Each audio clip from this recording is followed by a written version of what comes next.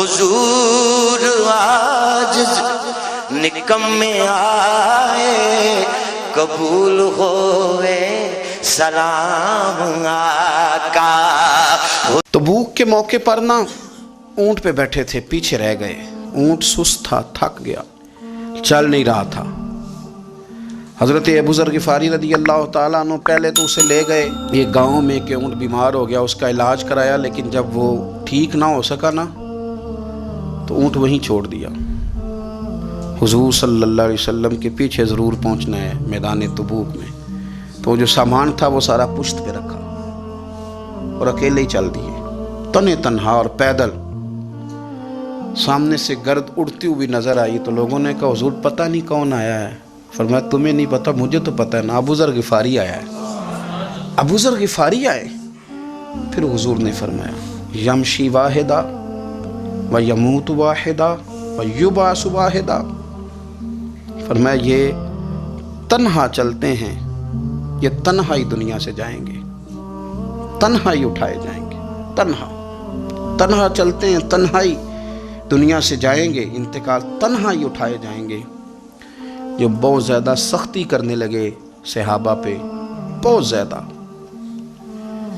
تو حضرت عثمان غنی رضی اللہ تعالیٰ عنہ نے فرمایا کہ آپ اپنے مزاج کے لحاظ سے تو درست ہیں، پر جو چیز آپ طاری کرنا چاہتے ہیں جب شریعت گنجائش دیتی ہے تو آپ کیوں اتنی سختی فرماتے ہیں؟ تو فرمانے لگے ٹھیک ہے پھر مجھے ربضہ جانے کی اجازت دے دو۔ ربضہ ایک بستی تھی، جنگل تھا، وہاں کوئی آتا جاتا نہیں تھا، اسی کسے دے کچھ نہیں چلا گئے تو نہ کچھ ہڈا دردی۔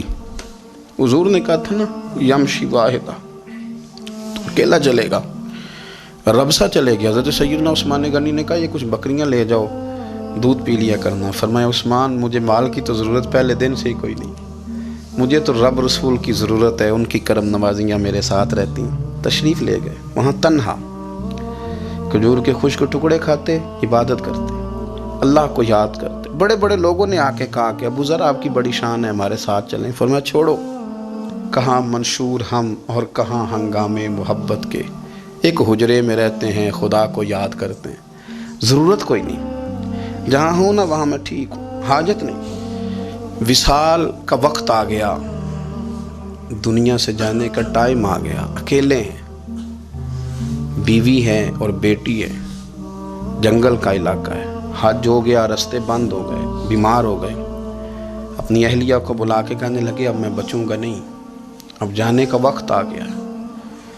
میں نے فقیری جو حضور کی دیکھی تھی اس میں نے وقت گزارا ہے، اور دیکھ میں جا بھی فقیری میرا لے سجدہ سا توڑ نہیں پائی، جان بھی دیتی تیرا تیرے، اب جانے کا وقت ہے۔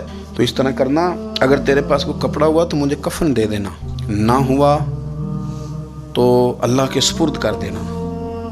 کہا ہم دو عورتیں ہیں، جنازہ غسل کفن۔ فرمایا رب جماعت بھیجے گا میرے لیے، لوگ آئیں گے، میرے نبی پاک نے مجھ سے وعدہ کیا تھا آئیں گے نا لوگ۔ تو اہلیہ کہنے لگی ابو ذر آپ کو کیسے پتہ ہے کہ آپ اس صحرا میں انتقال کر جائیں گے، اللہ شفا دینے والا ہے۔ فرمانے لگے ہم 3-4 لوگ بیٹھے تھے تو حضور نے فرمایا تھا تم میں سے ایک شخص صحرا میں اکیلا انتقال کر جائے گا، تو وہ میرے جتنے باقی ساتھی تھے وہ سارے انتقال کر گئے، اب میں اکیلا ہی بچا ہوں، مجھے پتہ ہے وہ میں ہی ہوں، تو تم دیکھنا تمہیں کوئی نہ کوئی مل جائے گا غسل کفن کے لیے۔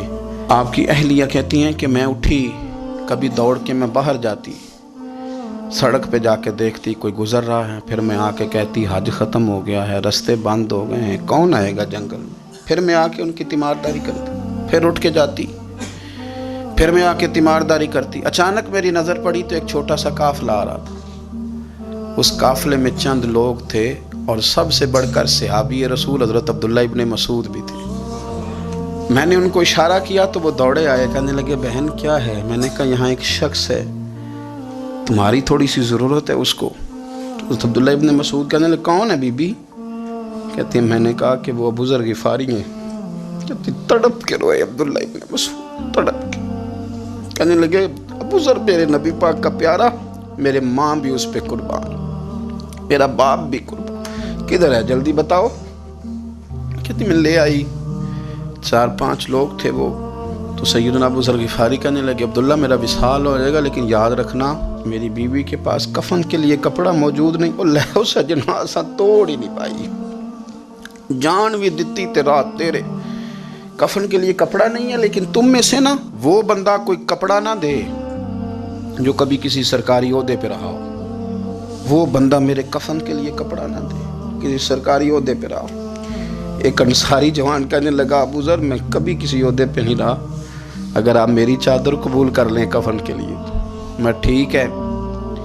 मैंने ना हुजूर के तरीके पर ज़िंदगी गुजारी है, चुप करके मेरा जनाजा पढ़ देना और मुझे कहीं और ना लेके जाना, असी किसी दे कुछ नहीं जे लगते तो ना कोई साडा दर्दी यहीं किसी सहरा में जंगल में यहीं कोई कब्र खोद के मुझे दफन कर देना, मुझे जाने नहीं है किसी जगह। हज़रत अब्दुल्ला इब्न मसूद रदी अल्लाह ताला अन्हु ने जनाजा पढ़ाया और इस दरवेश को जो 5वें या चौथे मुसलमान हैं इनको वहाँ दफन किया। जब खबर पहुंची ना मदीने तो सबसे ज़्यादा आंसू मौला अली ने बहाए, सबसे ज़्यादा हज़रत अली ने। लोगों ने कहा इतना क्यों रोते हो? फरमाया 2 ही तो बंदे थे जो अल्लाह के रास्ते में किसी की परवाह नहीं करते थे, अब एक ही रह गया है।